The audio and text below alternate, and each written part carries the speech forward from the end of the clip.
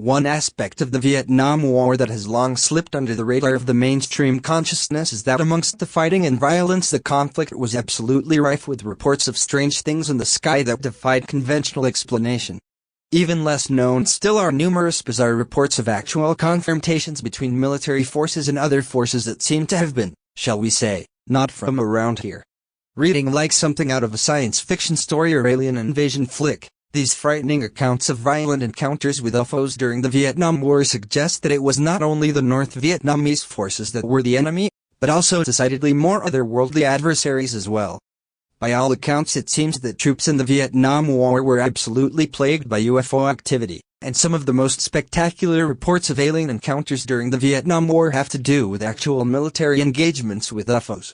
One such incident allegedly occurred on June 15, 1968. Along the Demilitarized Zone (DMZ) between North and South Vietnam, where a patrol boat known as PCF-12, commanded by Lieutenant Pete Snyder, was on a routine night patrol near Cua Viet.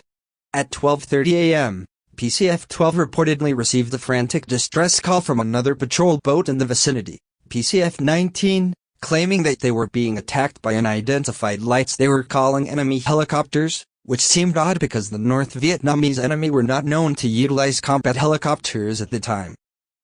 Snyder ordered the PCF-12 to head for PCF-19 single-quote-S position to offer assistance, and as they closed in reported spotting in the sky two circular bright lights immersed in a strange glow hovering over PCF-19 single-quote-S position.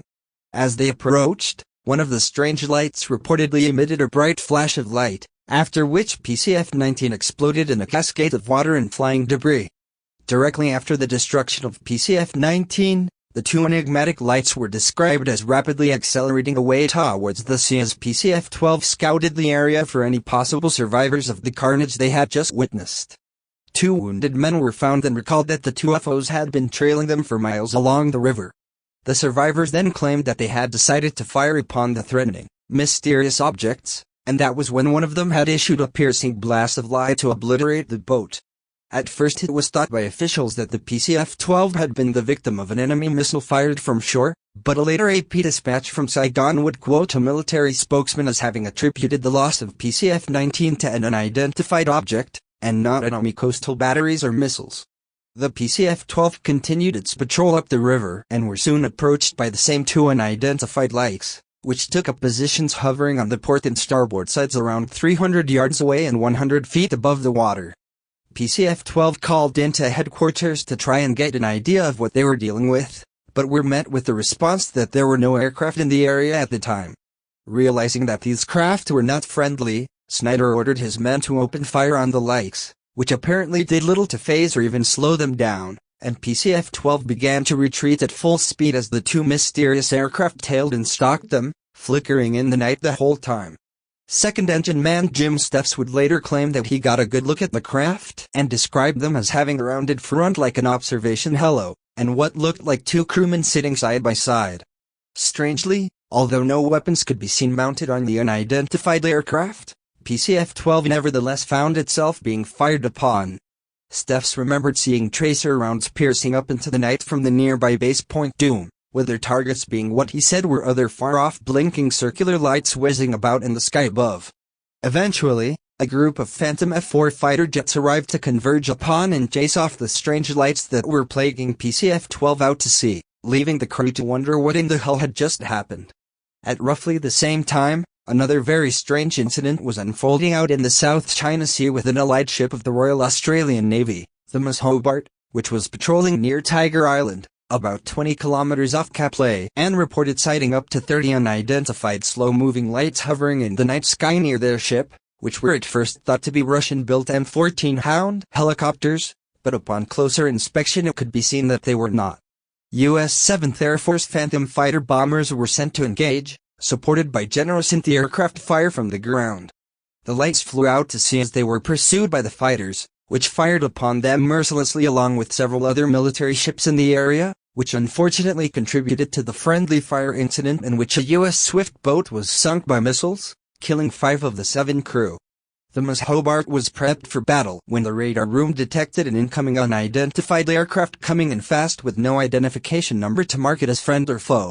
Word soon came in that the craft was friendly, but it was then that a missile struck the ship to kill one and injure two others, followed by a barrage of two more missiles. Whatever the craft was swiftly fled the scene before it could be shot down. In the meantime, F-4 jets scrambled about firing upon the lights, joined by a hail of anti-aircraft fire from the ground, with attempts to communicate with whoever was on board the mystery craft going unanswered. Eventually, the lights floated off and the fighter pilots were ordered back to base. The following morning, a complete search of the area turned up not a single shred of wreckage of an enemy helicopter, or any other enemy aircraft for that matter, despite the intense fighting that had occurred. The complete and utter lack of any wreckage of any aircraft was baffling considering that these enemies had come under such resistance and been met with so much concerted, relentless fire. The Royal Australian Navy News would later confirm.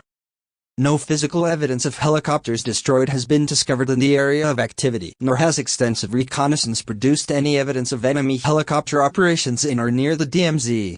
There was little confidence among the men engaged in the incident that the aggressors had been enemy helicopters, as was at first claimed.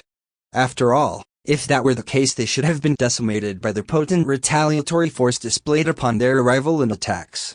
There was also no trace whatsoever of helicopters at the time in the area before or during the incident, and no wreckage afterwards. A skipper aboard the Hobart during the baffling engagement would later claim that it was certainly not enemy helicopters, expressing his doubt of such a theory by saying, "Neither before nor after the incident was there any report by any of the ships of a helicopter being there around Tiger Island."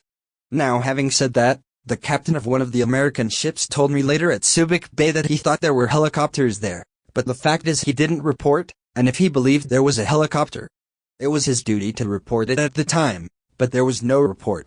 Whatever the lights were that caused so much chaos continued to be sighted sporadically for months afterwards along the DMZ, furtively skirting around the area, wandering back and forth over the line, and baffling those who saw them.